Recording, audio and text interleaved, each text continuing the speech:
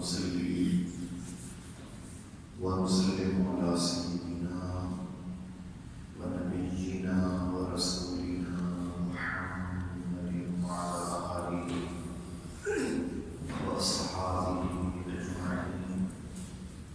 أما بعد، فأعوذ بالله من الشيطان الرجيم. بسم الله الرحمن الرحيم. واصبر نفسك مع الذين يدعون ربهم بالغداة والعشي.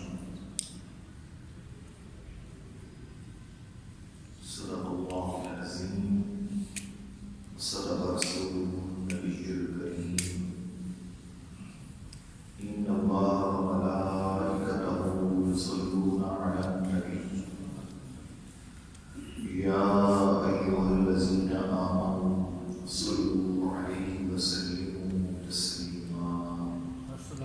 الصلاة والسلام عليك يا سيدي يا رسول الله وعلى آلك وأصحابك يا حبيب الله. مولاي صل وسلم دائما أبدا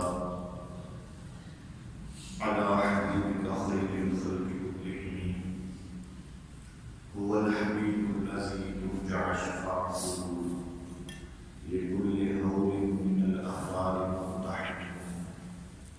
مولاي صل وسلم دائما أبدا على حبيبك خير الخلق كلهم. وإن من جودك الدنيا وضرها، ومن علومك علم اللوح والقلم. مولاي صل وسلم دائما أبدا على حبيبك خير الخلق كلهم.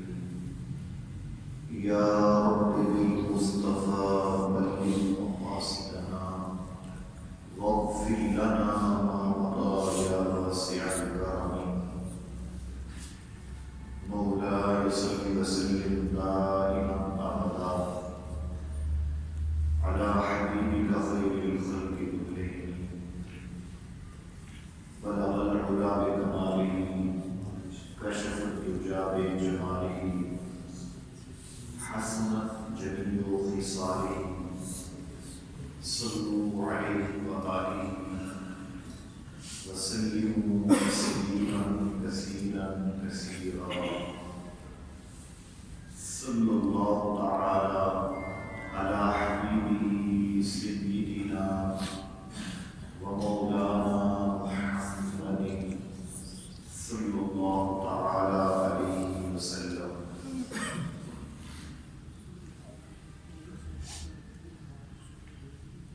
اللہ رب العزت کی حمد و ثنا اور رسول پاک علیہ الصلوۃ والسلام کی بارگاہ ناز میں ہدیہ درود و سلام عرض کرنے کے بعد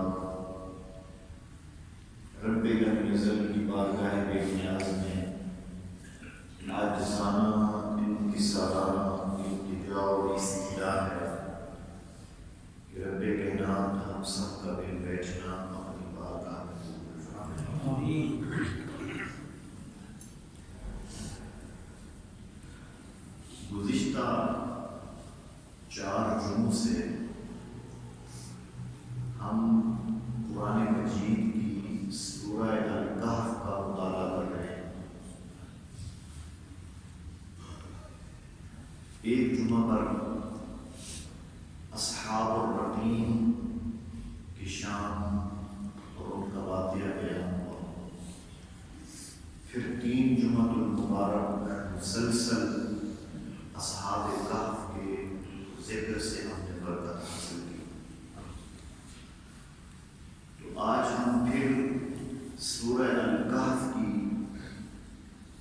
ان 2 آیاتوں کی روشنی میں اصحاب محمد صلی اللہ علیہ وسلم کے ذکر سے برکت حاصل کریں. اس درس میں ہم انشاءاللہ شان صحابہ سن کر سنا کر اپنے دلوں کو جلا بخشیں. العزت نے سورہ الکہف کی اس تلاوت کردہ آیہ مبارکہ میں ارشاد فرمایا وَاصْبِرْ نَفْسَكَ مَعَ الَّذِينَ يَدْعُونَ رَبَّهُمْ بِالْغَدَاةِ وَالْعَشِيِّ کہ اے پیارے حبیب صلی اللہ علیہ وسلم آپ اپنے آپ کو جما کے رکھ، اپنے آپ کو روکے رکھ، مع الذین ان لوگوں کے ساتھ یدعون ربهم بالغداة والعشی جو صبح و شام اپنے رب کو پکارتے رہتے، اپنے رب سے دعائیں مانگتے رہتے ہیں، ان لوگوں کے ساتھ میرے محبوب اپنے آپ کو جمائے رکھ، اپنے آپ کو روکے رکھ، یریدون وجہہ اور وہ لوگ جو صبح و شام اپنے رب کو پکارتے ہیں ان کا اور کوئی مقصد نہیں، وہ صرف اپنے رب کی رضا چاہتے ہیں، وہ صرف اپنے مولا کی رضا کے طالب ہیں، ان کی عبادات کی غرض اور ان کی دعاؤں اور التجاؤں کا مقصد صرف اور صرف یہ ہے کہ ہم سے ہمارا رب راضی ہو، نہ وہ دنیا کی زیب و زینت کے طالب ہیں، نہ وہ دنیا کے سیم و زر کے طالب ہیں، نہ وہ جنت اور آخرت کے طالب ہیں، نہ کسی جنت کے حور اور قصور، نہ کسی عبور کے طالب ہیں، وہ کسی محل کو نہیں چاہتے، وہ کسی اور جنت کی نہر دودھ اور شراب کو نہیں چاہتے، وہ صرف چاہتے ہیں اپنے رب کی رضا۔ ہم ایسے لوگوں کے ساتھ اپنے آپ کو روکے رکھ۔ قاضی ثناء اللہ پانی پتی تفسیر مظہری میں امام بغوی کے حوالے سے فرماتے ہیں کہ اس آیت کا شان نزول یہ ہے کہ عیینہ فزاری جو بعد میں مسلمان ہوتے ہیں، حضرت عیینہ فزاری ابھی یہ مسلمان نہیں ہوئے تھے، حلقہ اسلام میں یہ داخل نہیں ہوئے تھے، تو یہ ایک دن زرق برق لباس پہن کر آقا علیہ السلام کی خدمت میں حاضر ہوئے، اور جب یہ حاضر ہوئے تو اس وقت آقا علیہ السلام کی خدمت گرامی میں آپ کے غریب یار بیٹھے ہوئے، حضرت بلال بیٹھے تھے، حضرت یاسر بیٹھے تھے، حضرت ابو ہریرہ جیسے فقیر بیٹھے تھے، اور اس صحابہ کی جماعت میں حضرت سلمان فارسی بیٹھے تھے۔ یہ حضور علیہ السلام کے یہ جان نثار بیٹھے تھے، تو عیینہ جو ابھی حالت کفر میں ہے وہ حاضر ہوتا ہے، تو اس نے آقا علیہ السلام کے ان غریب اور مفلوق الحال دوستوں کو، آپ کے صحابہ کو دیکھا تو عیینہ کہنے لگے، جب عیینہ نے یہ دیکھا کہ حضرت سلمان فارسی بیٹھے ہیں، اس وقت حضرت سلمان فارسی رضی اللہ تعالی عنہ سب کچھ حضور کے ابرو کے اشارے پر لوٹا کر صرف چھوٹی سی چادر لپیٹ کے بیٹھے تھے، اور کچھ بھی نہیں تھا، چھوٹی سی چادر لپیٹ کے بیٹھے تھے جو پورے جسم کو بھی نہیں ڈھانپ رہی تھی، اور حضور خدمت میں اس حال میں بیٹھے تھے سلمان کہ جسم سے پسینہ بہ رہا تھا، گرمی اور تپش کا موسم تھا، جسم سے پسینے کے قطرے ٹپک رہے ہیں، اور اجینا نے زرد برق لباس اور خوشبو لگی ہوئی ہے۔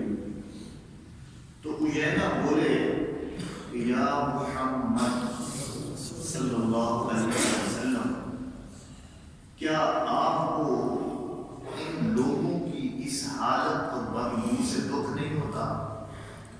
آپ کو تکلیف نہیں ہوتی کہ یہ پسینے میں شرابور لوگ آپ کے پاس بیٹھے ہیں؟ ہم قبائل مدر کے سردار اور بڑے امیر ترین لوگ ہیں، اور اس عرب کے خطے میں ہماری حالت اور اثر و رسوخ یہ ہے کہ اگر ہم ایمان لے آئیں آپ پر تو بہت سے لوگ آپ پر ہماری وجہ سے ایمان لے آئیں، اور ہمیں اسلام کے حلقے میں داخل ہونے سے ان لوگوں کی سنگت اور آپ کے پاس موجودگی روکتی ہے کہ ہم سرداران قریش، ان ننگے بدن والے جن کے جسم سے پسینے کی معاذ اللہ بو آتی ہے، ان کے ساتھ بیٹھنا ہمارے لیے ایک عیب ہے۔ اور اس نے کہا کہ اگر آپ ان کو الگ کر دیں، ان کو بھگا دیں، اور ہم آپ کی سنگت میں مجلس میں آتے ہیں اور آپ پر ایمان بھی لاتے ہیں اور کلمہ بھی پڑھتے ہیں، یا ان کے لیے کوئی علیحدہ نشست بنائیں، یہ وہاں بیٹھے رہیں، جب ہم آئیں تو آپ ان سے الگ ہو کر ہمارے ساتھ بیٹھے، ہماری نشست علیحدہ ہونی چاہیے۔ ہم ان غریبوں کے ساتھ، ننگے بدن والے پسینے سے شرابور جسم والوں کے ساتھ ہم نہیں بیٹھ سکتے۔ یہ امام بغوی کا بیان ہے، اور حضرت قتادہ رضی اللہ تعالیٰ عنہ فرماتے ہیں معلزین سے مراد اصحاب صفہ ہے، وہ جو ہجرت کر کے آئے تھے، مدینہ منورہ آئے تھے، مکہ اپنے گھر بار چھوڑ کے آئے تھے، ان کی تعداد 700 تھی اصحاب صفہ کی، اور آقا علیہ الصلوۃ والسلام نے ایک جھونپڑا بنایا تھا۔ ان کے پاس نہ زمین ہے، نہ کھیتی باڑی ہے، نہ دودھ پینے کے لیے دونے کے لیے بکریاں ہیں، جانور سواری کے بھی نہیں ہیں، کوئی سامان تجارت بھی نہیں ہے۔ یہ سب کچھ مدینہ میں، مکہ میں ان کے پاس تھا، گھر بھی اپنا تھا، مال مویشی بھی تھے، زمین بھی تھی، تجارت بھی تھی، کھیتی باڑی بھی کرتے تھے، امیر ترین تھے، وہاں سب کچھ تھا، سب کچھ چھوڑ کے آئے تھے حضور کی خاطر، سب کچھ چھوڑ دیا تھا، وطن چھوڑا، رشتہ داروں کو چھوڑا، قرابت داروں کو چھوڑا، اپنی زمین چھوڑی، بڑے بڑے مکان چھوڑے، بھرے ہوئے گھر سامان سے وہ چھوڑے، پکے ہوئے کھجوروں کے باغات چھوڑے، بکریاں چھوڑی، سارا سیم و زر چھوڑ کے صرف دیوانہ وار حضور کے قدموں کے پیچھے چلتے رہے، کچھ بھی نہیں ساتھ لے کے آئے، اور ان کے جو مال و متاع تھے مکہ میں، ان سب پر کفار نے قبضہ کر لیا، اپنے تصرف میں لے آئے، اور ان کے لیے کچھ لے کے آنے کی اجازت بھی نہیں تھی، چھپ چھپا کر دعائیں تھے۔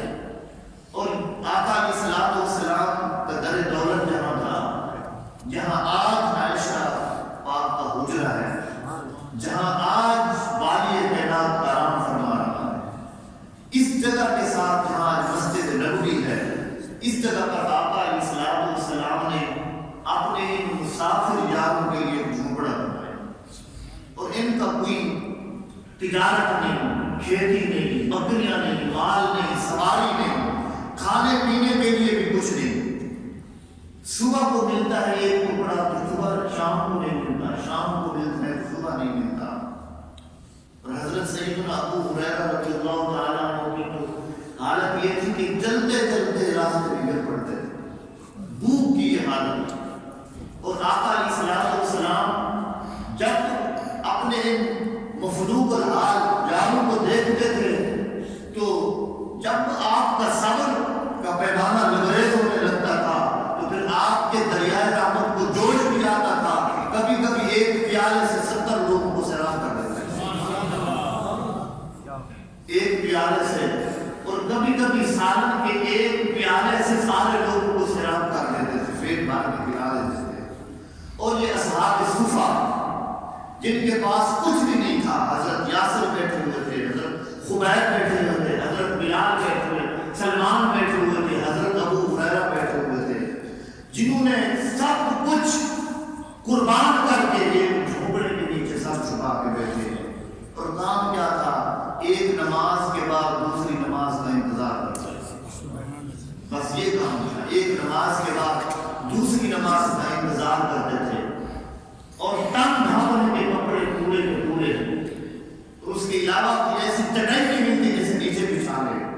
اللہ رب العزت کا یہ امتحان تھا ان لوگوں کے لیے کہ شخص جتنا اونچا ہوتا ہے امتحان بھی اتنا کڑوا اور سخت ہوتا ہے.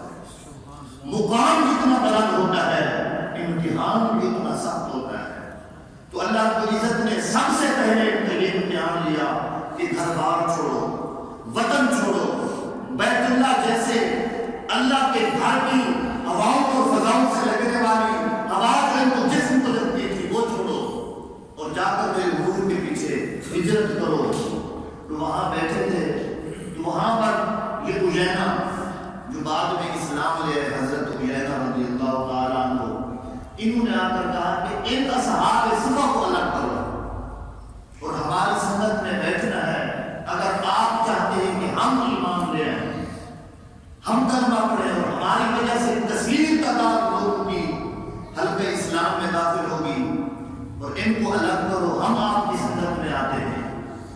تو جب آقا علیہ السلام کے کان مبارک میں اجینا کی یہ آواز پڑی کہ ان کو الگ کر دو, ذرا سوچو اگر حضور اس وقت ان غریبوں کو الگ کر دیتے جنہوں نے گھر چھوڑا, کاروبار چھوڑا, بیوی بچے چھوڑے, رشتے دار چھوڑے, پکے ہوئے کھجوروں کے باغ چھوڑے, اور پیدل چل چل کر یہ 500 میل کا سفر جن کے پاؤں میں آملے پڑ گئے ہیں, کھانے پینے کا کچھ نہیں ہے, اور پیٹ پر پتھر باندھے ہوئے ہیں, اور کھڑے ہوتے ہیں تو گر پڑتے ہیں, بیٹھتے ہیں تو کھڑے نہیں ہو سکتے.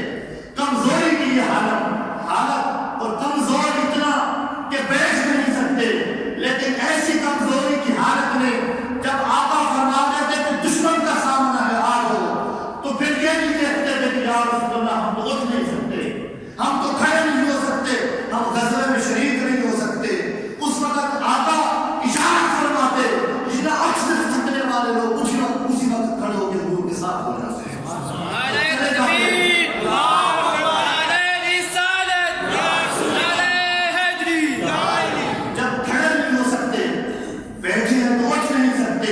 ان حالات میں جب آقا فرما دیتے کہ جب جنگ کے میدان میں دشمن کا سامنا ہے ساتھ ہو, اس وقت یہ عرض نہیں کرتے یا رسول اللہ قوم پر آپ رہے ہیں, ہم کھڑے نہیں ہو سکتے, ہمارے جسم میں قوت نہیں ہے, طاقت نہیں ہے چلنے کی, ہمارے پاس تلواریں نہیں ہیں, کوئی عذر پیش نہیں کرتے تھے, بس کھجور کی ٹہنیاں توڑ کر حضور کی سنت میں میدان جنگ میں شامل ہو جاتے.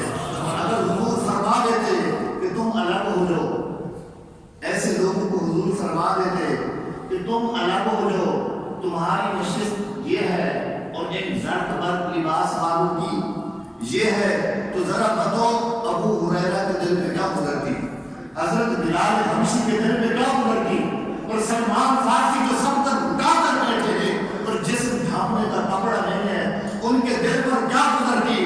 آقا کے دل میں خیال مبارک گزرا کہ جو کثیر حلقہ اسلام میں آتا ہے تھوڑی دیر کے لیے ان کو الگ کر دیتے ہیں. جب دل میں خیال مبارک گزرا اور اللہ رب العزت کے احکام جاری تھے, اس وقت وحی کا سلسلہ جاری تھا, اللہ رب العزت نے فرمایا وَاصْبِرْ نَفْسَكَ مَعَ الَّذِينَ يَدْعُونَ رَبَّهُم بِالْغَدَاةِ وَالْعَشِيِّ يُرِيدُونَ وَجْهَهُ وَلَا تَعْدُ عَيْنَاكَ عَنْهُمْ. اے میرے حبیب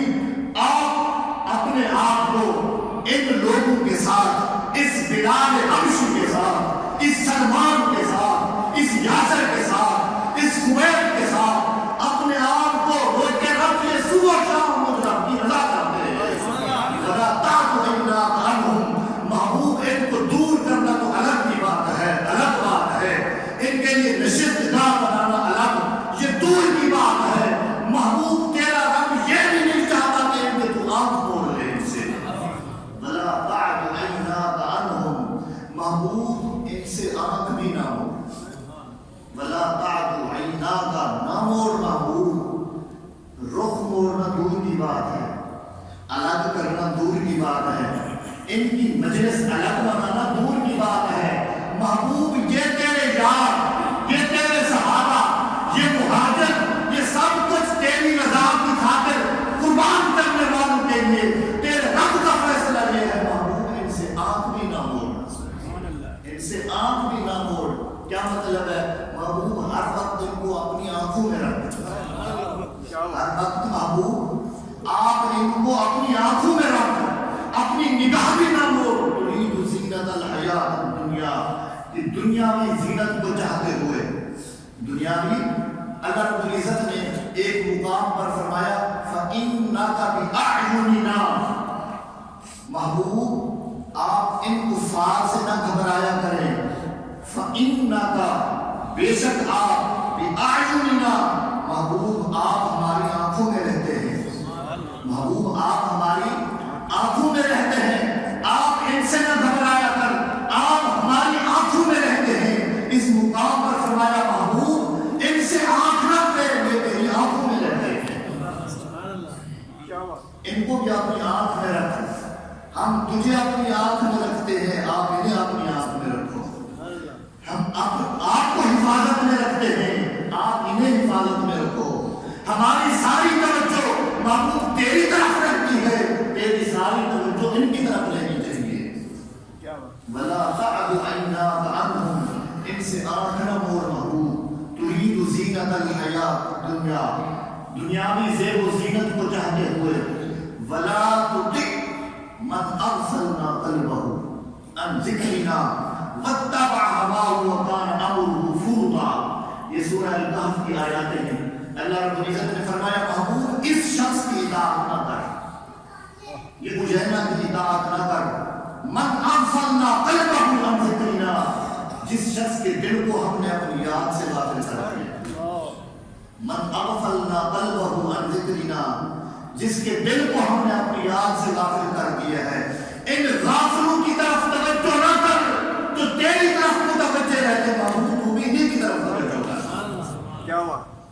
تو بھی انہیں کی طرف توجہ کر۔ وَاتَّبَعَ هَوَاهُ، یہ اپنی خواہش کی اتباع کرتا ہے شخص، یہ چاہتا ہے محبوب کہ ان مہاجر مفلوق الحال لوگوں کو، ان جھوپڑے کے نیچے بیٹھنے والے بھوکے پیاسے لوگوں کو آپ اپنے در سے دھکا دے کے نکال دیں، یہ چاہتا ہے۔ وَكَانَ أَمْرُهُ فُرُوطًا، اس کی بات تو حد سے بڑی ہوئی ہے، اس کی بات تو حد سے بڑی ہوئی ہے، اس کی بات حد سے آگے نکل گئی ہے۔ وَقُلِ الْحَقُّ مِنْ رَبِّكُمْ، یہ حق سے آگے نکلنے والے لوگ ہیں۔ محبوب تو فرما دے وَقُلِ الْحَقُّ مِنْ رَبِّكُمْ، حق تو ہے ہی وہی جو تمہارے رب سے آیا ہے۔ وَقُلِ الْحَقُّ مِنْ رَبِّكُمْ، حق تو ہے ہی وہی، حق کہاں سے جا سکتا ہے؟ حق وہی ہو سکتا ہے جو تمہارے رب کی طرف سے قرآن بن کر اٹھ رہا ہے۔ اب محبوب اعلان فرما دے، یہ چاہتے ہیں کہ ان کو نکال دو، ہم آئیں گے، ان کی مجلس الگ بنا دو، ہم آئیں گے، ان سے آنکھ موڑ لو، ہم آئیں گے۔ اللہ کو عزت نے فرمایا میرے حبیب میرا فیصلہ یہ ہے، ان سے فرما دو فمن شاء فلیؤمن ومن شاء فلیکفر، تم میں سے جو چاہے ایمان لے آئے، جو تم میں سے چاہے ایمان نہ لے کفر کرے، ہم کسی صورت میں محمد کے نام کو محمد صلی اللہ علیہ وسلم نہیں کر سکتے۔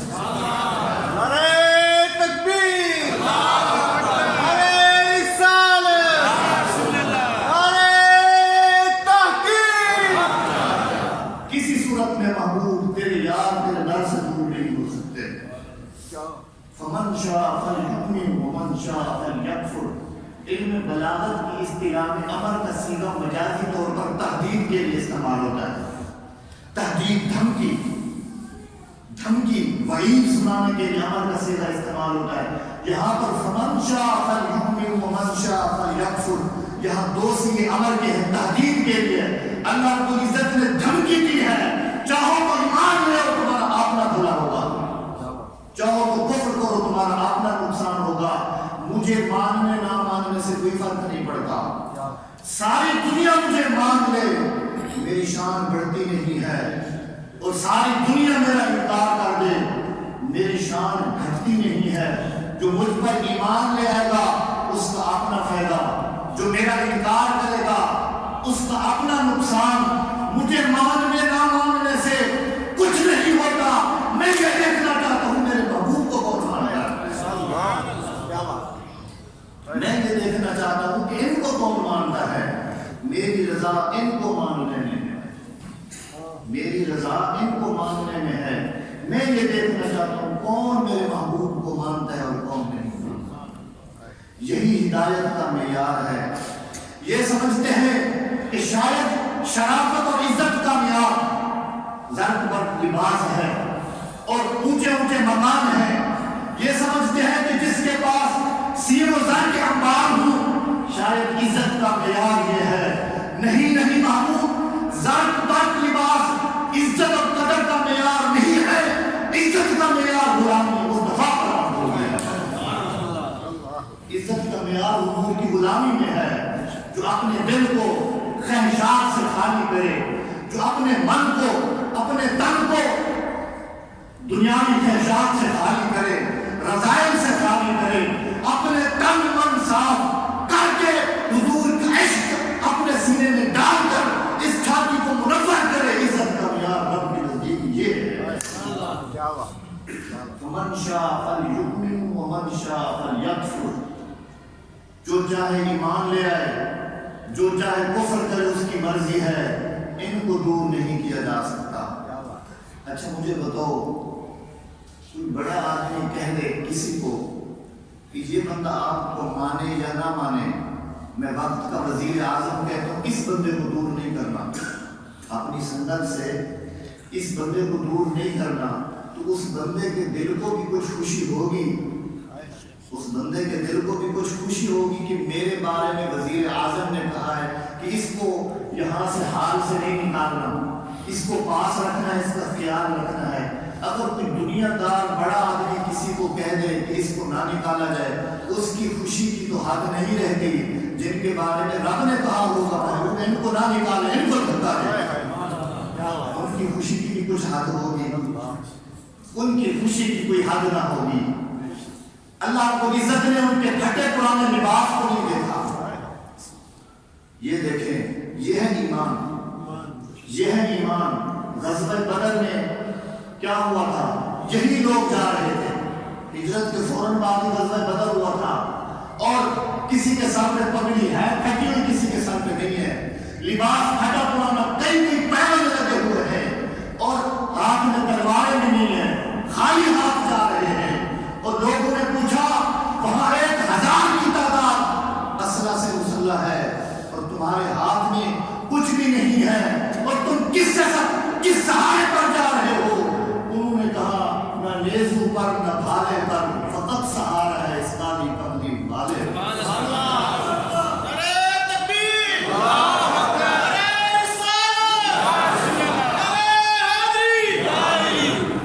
انہوں نے ہمیں نہیں جدا کیا، ہم نے انہیں نہیں جدا کیا. جہاں یہ چاہیں ہمیں لے جائیں، ہمارا تن من دھن سب کچھ ان کی خاطر حاضر ہے. اللہ رب العزت نے فرمایا اِنَّا أَعْتَدْنَا لِلظَّالِمِينَ النَّارَ. بے شک ہم نے ان ظالموں کے لیے جو میرے محبوب کے یاروں کو نکالنے کے در پہ، جو ان کی دشمنی مول رہے ہیں، جو کہتے ہیں ہم آتے ہیں ان کو نکالو، اللہ رب العزت نے فرمایا تم یہ سمجھتے ہو کہ شاید ہمیں تمہارے ایمان کی تلاش ہے، ہم چاہتے ہیں کہ تم ایمان لے آؤ، ہمیں کوئی چاہت نہیں تمہارے ایمان کی، ہم نے تمہارے لیے جہنم کی آگ تیار کر رہی ہے. احاط بہم سرادقها، یہ جہنم کی آگ ان کا احاطہ کر لے گی۔ سرادقها کہتے ہیں کناتے، جیسے کسی چیز کے ارد گرد کناتے لگا دیتے ہیں اور کناتے اس کا گھیرا کر لیتی ہیں۔ آقا علیہ السلام نے ارشاد فرمایا سرادق النار، آگ کی کناتیں چار ہیں، آگ کی کناتیں چار ہیں جو اللہ رب العزت نے ان دشمنوں کے لیے تیار کر کے رکھی ہیں۔ آپ نے فرمایا ایک دیوار، جو کنات ایک دیوار ہے، اس پر اگر کوئی چلنا چاہے تو 40 سال ختم ہو جائیں گے، اس کا سفر ختم نہیں ہوگا۔ پھر اس کے بعد دوسری دیوار ہے، اس کا بھی 40 سال کا سفر ہے، پھر تیسری ہے، پھر چوتھی ہے۔ اللہ رب العزت اتنا مضبوط قلعے میں ان دشمنوں کو بند کر کے جہنم کی آگ کی بارش برسائے گا۔ وَإِن يَسْتَغِيثُوا يُغَاثُوا بِمَاءٍ كَالْمُهْلِ يَشْوِي الْوُجُوهَ، اگر ان آگ کی کناتوں میں یہ بند ہونے والے لوگ، یہ میرے محبوب کے پھٹے پرانے لباس والے جام سے نفرت کرنے والے لوگ، اگر اس آگ کی کناتوں میں بند ہو کر پانی مانگیں گے، وَإِن يَسْتَغِيثُوا استغاثہ کریں گے، پانی مانگیں گے، اللہ رب العزت فرماتے یغاثوا بماء کالمہل، ہم ان کو پانی پلا دیں گے جو مہر کی طرح ہوگا، ہم ان کو پانی پلا دیں گے جو مہر کی طرح ہوگا۔ حضرت سیدنا عبداللہ بن عباس، حضرت عبداللہ بن مسعود سے کسی نے پوچھا یہ مہر کا پانی کیا ہے؟ حضرت سیدنا ابن مسعود نے فرمایا میرے پاس کچھ سونا اور چاندی لو، سونا اور چاندی لایا گیا، آپ نے اس کو آگ میں اتنا پگھلایا کہ وہ پانی بن گیا، گاڑھا پانی بن گیا۔ تو حضرت ابن مسعود نے فرمایا جو اللہ رب العزت محمد کے صحابہ کے دشمنوں کو پانی پلائے گا وہ اس سے بھی زیادہ خطرناک ہوگا۔ یشوی الوجوہ، قرآن مجید کی آیت ہے۔ شوائے یشوی کا معنی کسی چیز کو بھون دینا، ہم بھونتے ہیں نا کسی چیز کو، باربیکیو بناتے ہیں، کباب بناتے ہیں، بھونتے ہیں۔ آقا علیہ السلام نے ارشاد فرمایا ان ظالموں کے پاس بیمار کا مہر لایا جائے گا، منہ کے قریب کریں گے، منہ کی کھال اور سر کی کھال جل کر پانی میں گر جائے گی۔ بیس شراب، قرآن کہتے ہیں یہ بہت بری شراب ہے، یہ بہت بڑا برا مشروب ہے۔ وساعت مرتفقہ، یہ بہت بڑا برا ٹھکانہ ہے، یہ بہت بڑا برا ٹھکانہ ہے، یہ بری شراب ہے۔ الامان والحفیظ، اللہ کسی کو یہ شراب نہ دے۔ یہاں پر اللہ رب العزت نے دشمنوں کی وعید بیان کر کے پھر فرمایا ان الذین آمنوا، پھر مومنوں کی بات آ گئی جو ایمان لے آئے، وعملوا الصالحات، عمل صالح کیے، فرمایا میرے حبیب سن لو انا لا نضيع اجر من احسن عملا، ہم اچھے عمل کرنے والے کسی کا اجر ضائع نہیں کریں گے، اجر ضائع نہیں ہوگا۔ اولئک لهم جنات عدن، ان کے لیے تو جنت عدن بنے گی، ان کے لیے تو جنت نعیم بنے گی ہے، ان کے لیے تو جنت الفردوس بنایا ہے۔ اولئک لهم جنات عدن تجری من تحتهم الانہار، ایسے باغات جس کے نیچے نہریں بہ رہی ہیں، جس کے نیچے نہریں بہ رہی ہیں، یحلون فیہا من اساور من ذهب ویلبسون ثیابا، اور ان کو سونے کے کنگن پہنائے جائیں گے۔ جو آج خالی ہاتھ بیٹھے ہیں، جن کے جسم پر کپڑا بھی پورا نہیں ہے، آج جن کا لوگ استہزاء کرتے ہیں، آج کہتے ہیں ان کو در سے نکال دو، فرمایا قیامت کا دن تو آنے دو، ان کو جنت کے سبز لباس بھی رب پہنائے گا، سونے کے کنگن بھی رب پہنائے گا۔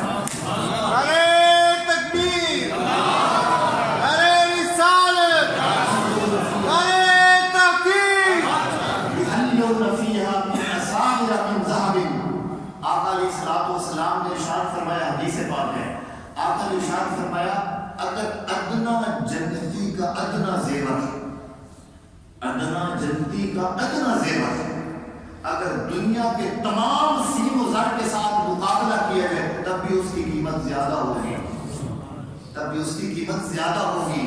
اور اگلی حدیث آقا علیہ السلام نے ارشاد فرمایا، حضرت ابو سعید خدری روایت کرتے ہیں، آقا نے ارشاد فرمایا کہ ایک فرشتہ جب سے پیدا ہوا ہے وہ جنتیوں کے زیور بنا رہا ہے، جنتیوں کے زیور بنانے میں لگا ہوا ہے۔ تو ایک صحابی نے عرض کیا رسول اللہ وہ جو فرشتہ زیور بنانے میں لگا ہوا ہے زیور کی تھوڑی سی بناوٹ تو بیان فرمائے کہ وہ کتنا حسین ہے. آقا علیہ الصلوۃ والسلام نے فرمایا کہ اس فرشتے کے بنائے ہوئے زیور میں سے ایک ادنا زیور اگر دنیا میں ظاہر ہو جائے تو اس کی چمک سے سورج کی روشنی بھی ماند پڑ جائے. یہ محمد کے یار و ایمان والوں کے لیے اللہ نے اجر تیار کیا ہے. یلبسون ثیابا ان کو لباس پہنائیں گے خضرا سبز لباس من سندس و استبرق دبیز اور موٹے ریشم کا بنایا ہوا ان کو لباس پہنایا جائے گا. متکئین فیہا علی الارائک سہروں پر تکیے لگا کر بیٹھے ہوں گے اور ارد گرد پردہ ہوگا اور غلمان اور بوڑھے ان کی نوکر کھڑی ہوگی. فرمایا حسنت مرتفقہ کیسا خوبصورت ٹھکانہ ہے. ان کے لیے فرمایا وسعت مرتفقہ کیسا برا ٹھکانہ ہے. جب ان کی بات ہوئی تو فرمایا سلمان بلال خبیب یاسر ابو ہریرہ ابو سعید طلحہ زبیر دیکھو تمہارا کتنا حسین ٹھکانہ.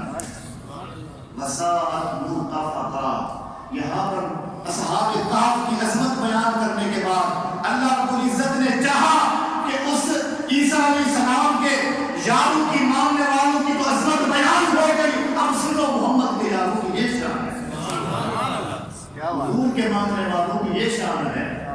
پھر اسی سورہ الکہف میں پھر ایک دو نوجوانوں کا اور واقعہ شروع ہو رہا ہے.